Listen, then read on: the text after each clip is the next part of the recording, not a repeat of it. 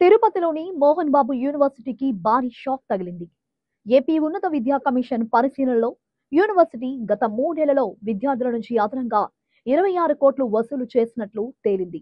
ఈ కేసుపై కమిషన్ వివరణ తీసుకుని యూనివర్సిటీపై 15 లక్షల జరిమానా విధించింది. అదనంగా విద్యార్థుల నుంచి వసూలు చేసిన 26 కోట్లు 15 రోజుల్లో చెల్లించాలని స్పష్టంగా ఆదేశించింది.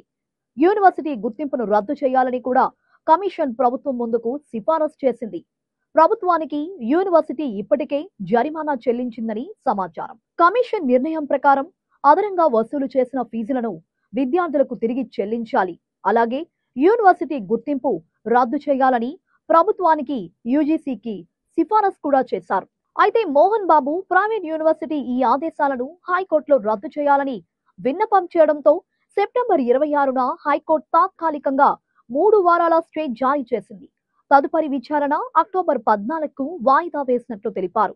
అయితే విద్యార్థులు, తల్లిదండ్రులు యూనివర్సిటీపై ఆందోళనకు దిగి యూనివర్సిటీ అదనపు ఫీజులు వసూలు చేస్తుందని ఫిర్యాదులు చేయడంతో ఆంధ్రప్రదేశ్ ఉన్నత విద్యా కమిషన్ 3 సభ్యులతో ప్రత్యేక కమిటీ ఏర్పాటు చేసి పూర్తి విచారణ చేపట్టింది. అయితే గతంలో మోహన్ బాబు చిన్న కుమారుడు మంచు మనోజ్ కూడా ఈ వివాదంపై స్పందించాడు. విద్యార్థులు, తల్లిదండ్రులకు మద్దతుగా ఉంటానని ప్రకటిస్తూ ఏమైనా ఫిర్యాదులు ఉంటే తనకు తెలియజేయమని సూచించాడు. అలాగే తన తండ్రి మోహన్ బాబుకు తెలియకుండా యూనివర్సిటీలో విద్యార్థులపై అన్యాయం జరుగుతోందని ఆరోపించారు. అయితే ఆ సమయంలో మంచు ఫ్యామిలీలో అంతర్గత విభేదాలు కొనసాగుతున్నందున మనోజ్ వ్యాఖ్యలను పెద్దగా ఎవరూ పట్టించుకోలేదు.